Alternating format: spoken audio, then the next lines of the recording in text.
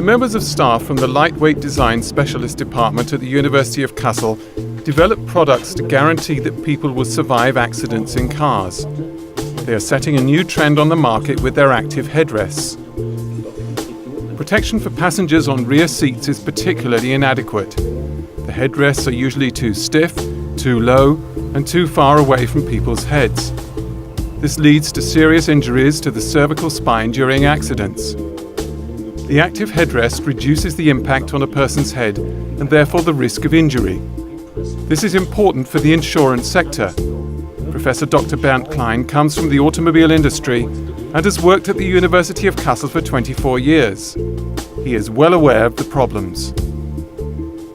Der größte Versicherungsschaden heute ist das sogenannte HWS. The greatest insurance damage is what is known as cervical spine syndrome, and insurance companies have to invest the major share of rehabilitation treatment to deal with this kind of injury. An active headrest reduces the risk of injury by more than half. That is to say, we actively intervene in the accident and absorb the person's head movement by forward motion, and increase the impact area of the headrest at the same time.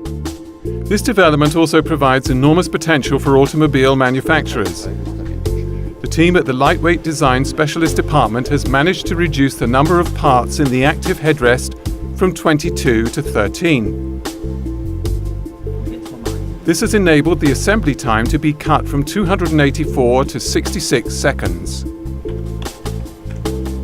If we look at this headrest now, and we have tested it systematically using ProKon, we have been able to achieve approximately 90 cents in savings potential on this headrest. The MTM software ProKon played a key role in reducing the number of parts and simplifying the assembly procedure.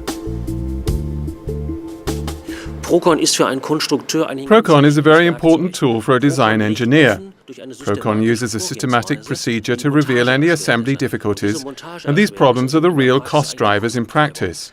They're the movements and procedures which make a product more expensive in the long run. Assembling the headrest accounts for more than 40% of the manufacturing costs. And if we can simplify this, the headrest will be able to compete with traditional passive headrests. Professor Dr. Klein is constantly on the lookout for tasks which will fire up his students in Kassel in their work. While developing the active headrest project, they have learned how to tackle a problem from every angle, from the design and simulation processes to building models and testing the unit in practice. The active headrests have been ready for series production for 4 months and are on the verge of being used in new cars. Talks are being held with automobile manufacturers and suppliers.